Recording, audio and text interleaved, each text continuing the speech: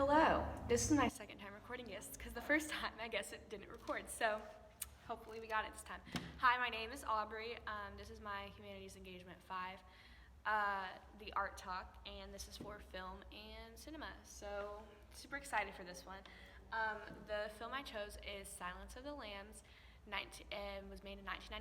The reason I chose this was that I'm trying to fix this so you can see it.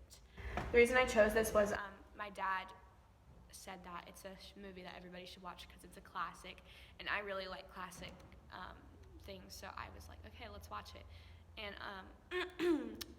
it is kind of scary, but it's a thriller, and it really keeps you on the edge of your seat. So it was actually a book before it was a movie. All the best movies are. Not actually, that's not true. Percy Jackson sucked, but 1998. It was written by Tom Harris. Tom Harris. He's a contemporary fiction writer.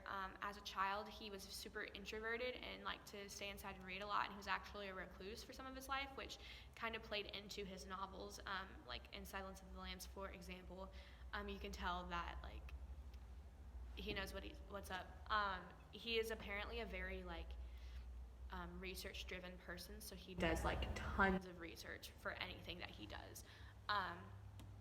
So his inspiration. In his biography, it said that he got his inspiration from Hemingway. Hopefully not The Sun Also Rises, because I hate that book. But Hemingway is, that's his inspiration.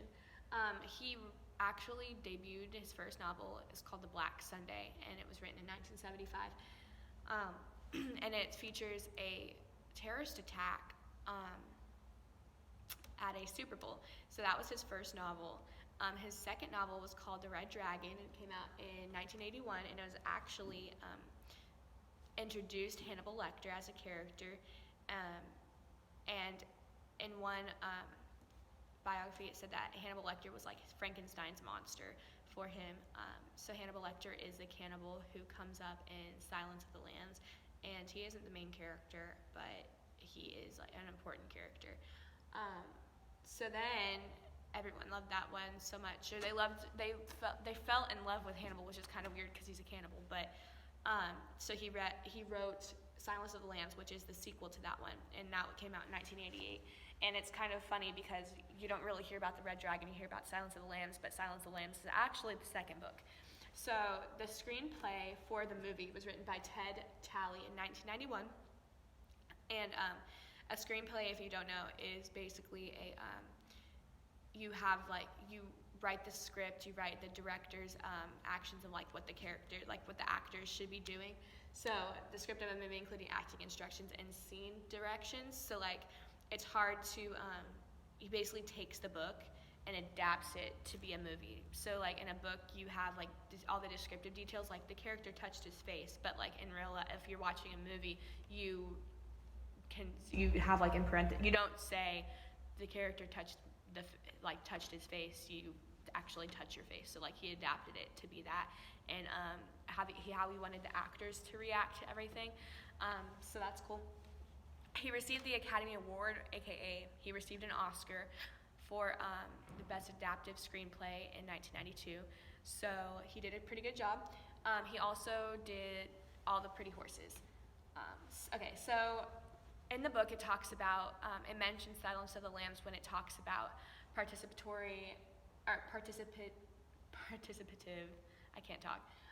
experience. And basically, it was talking about how a movie can draw you in, how a good movie draws you in, and you relate to the character.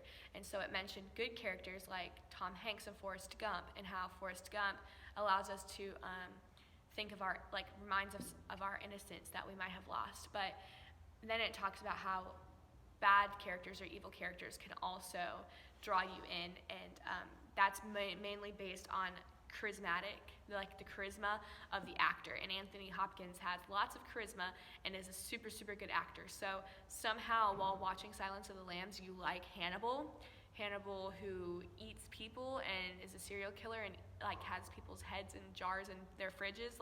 That's crazy that you could like that person, but you do because the actor is so good and just draws you in. And it's also just fascinating because um, he just has this like persona about him that draws you in. So a point of view I thought was really cool was that the camera, the main character, played by Jodie Foster, she is the main character, so she's the main focus of the camera. So the camera follows her around, like she's in almost every single shot. It follows her, and when it's mostly from the camera is pointed like from the perspective of someone that she's talking to. So it's pointed at her face. She's like, it follows her around, like, because she is the main character, she is the main focus of the camera. So that was like a cinematic quality that they made for the movie. The score was written by Howard Shore, and he is famous for writing the Lord of the Rings and the Hobbit soundtracks as well, which I love. But he mentions in an interview that he didn't want the music to be like an overwhelming quality. He wanted it to be background, like super background, super subtle, like you didn't even know that it was there, that you didn't realize that the music was there, which he does that very, very well, because there's lots of times in movies where the music like overwhelms the scene for a little bit, like you have like a distant scene but the music is there, but that doesn't happen at all. It's all like with the characters, like you're actually there. I feel like that's another thing that draws you in, is that if you were actually in the situation, there wouldn't be music playing, obviously, because it's real life. So because there isn't music playing in this, and it deals with real life issues, it's almost like you're actually there, like you're actually going through this huge manhunt detective thing with them. So there's one part at the very end where the music dies out altogether, and there's no sound except for her breathing, and it's at the very end where she's in this dark house with this serial killer who and she can't see anything, and so it just focuses on her breathing. That alone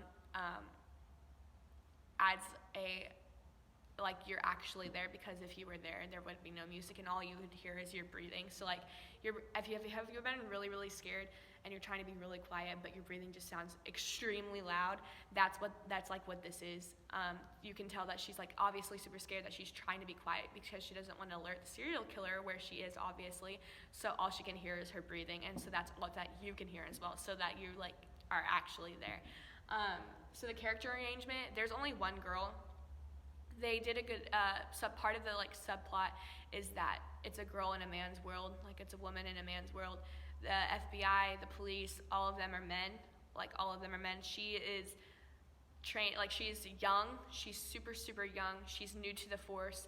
She is the only girl. All the men are tall, they're built, they're buff, they know what they're doing, they're super smart, and she is the outsider, but she is the main character, and she is the one who solves this case. So they did a good job of setting her apart, making her different. She's really, really short, she's tiny, and she's small, she's really young. And all these men are like super old, they're buff, they're like really smart, they've been at this for years and years and years, they have tons of experience. So she comes in the outside of the underdog, but she is the one who solves the case and saves everybody at the end of the day.